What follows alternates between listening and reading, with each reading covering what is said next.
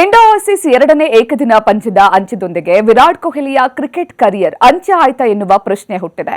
Kohli duck out ಆಗಿದ್ದಕ್ಕೆಲ್ಲ, out ಆದ ಬಳಿಕ ವಿರಾಟ್ ನಡೆದುಕೊಂಡ ರೀತಿ ಇದಕ್ಕೆಲ್ಲ ಕಾರಣ. ಹಾಗಾದ್ರೆ ನಿಜಕ್ಕೂ ಕೊಹ್ಲಿ ಕರಿಯರ್ ಅಂತ್ಯಕ್ಕೆ ಬಂದು ನಿಂತಿದ್ಯಾ? ಆಸ್ಟ್ರೇಲಿಯಾ ಪ್ರವಾಸದಲ್ಲೇ ಕೊಹ್ಲಿ ಗುಡ್ ಬೈ ಹೇಳ್ತಾರಾ? ಈ ಎಲ್ಲಾ ಪ್ರಶ್ನೆಗಳಿಗೆ ಉತ್ತರ ಇಲ್ಲಿದೆ.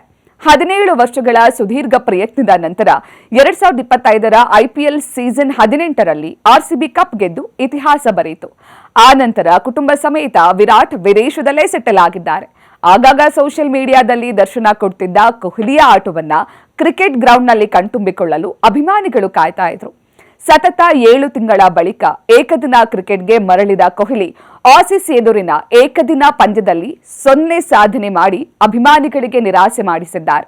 ಹೌದು, ಇಂಡೋ ಆಸೀಸ್ ನಡುವಿನ ರಿಸಲ್ಟ್ಗಿಂತ ಹೆಚ್ಚು ಸೌಂಡ್ ಮಾಡ್ತಿರೋದು team India batsman Virat Kohli ಹೆಸರು. ಪರ್ತ್ನಲ್ಲಿ ನಡೆದ ಮೊದಲ ಏಕದಿನ ಪಂದ್ಯದಲ್ಲೂ 0 ಸಾಧನೆ ಮಾಡಿದ ವಿರಾಟ್ ಅಡಿಲೇಡ್ನಲ್ಲಿ ನಡೆದ 2ನೇ ಏಕದಿನ ಪಂದ್ಯದಲ್ಲೂ ಡಕ್ಔಟ್ ಆದ್ರು. ಈ ಬೆನ್ನಲ್ಲೇ ಕೊಹ್ಲಿ ಕರಿಯರ್ ಅಂತ್ಯದ ಚರ್ಚೆಗಳು ತಾರಕಕ್ಕೇರಿದೆ. ಸೌತ್ ಆಫ್ರಿಕಾದಲ್ಲಿ ನಡೆಯೋ 2027ರ ವಿಶ್ವಕಪ್ ಟೂರ್ನಿಯಲ್ಲ, ಆಸ್ಟ್ರೇಲಿಯಾ ಸರಣಿಯಲ್ಲೇ ಏಕದಿನ ಸರಣಿಯೇ ಕೊಹ್ಲಿ ಪಾಲಿನ ಕೊನೆಯ ಸರಣಿಯಾಗೋ ಸಾಧ್ಯತೆ ಎದುರಾಗಿದೆ. ಈಗಾಗಲೇ ಟೆಸ್ಟ್ ಮತ್ತು ಟಿ20ಗೆ ವಿದಾಯ ಹೇಳಿರುವ ಕೊಹ್ಲಿ ಏಕದಿನ ಮಾದರಿಗೂ ವಿದಾಯ ಹೇಳುವ ಮುನ್ಸೂಚನೆ ನೀಡಿದ್ದಾರೆ. ಇನ್ನು ಆಸೀಸ್ ಎದುರಿನ ಮೊದಲನೇ ಹಾಗೂ 2ನೇ ಏಕದಿನ ಸರಣಿಯಲ್ಲಿ ಡಕೌಟ್ ಆದ ಕೊಹ್ಲಿ ಪೆವಿಲಿಯನ್ಗೆ ಸುಮ್ಮನೆ ಹೋಗಲಿಲ್ಲ. ಬೌಂಡರಿ ಗೆರೆ ದಾಟೋಕು ಮುನ್ನ ಸ್ಟ್ಯಾಂಡ್ನಲ್ಲಿದ್ದ ಫ್ಯಾನ್ಸ್ ಕಡೆಗೆ ಕೈ ತೋರಿಸಿ ಸನ್ನೆಯಲ್ಲೇ ಧನ್ಯವಾದ ಹೇಳಿದ್ರು. ಇದು ರಿಟೈರ್ಮೆಂಟ್ ವಿಚಾರದಲ್ಲಿ ಕೊಹ್ಲಿ ನೀಡಿದ ಮುನ್ಸೂಚನೆ ಅಂತ ಫ್ಯಾನ್ಸೇ ಹೇಳ್ತಿದ್ದಾರೆ.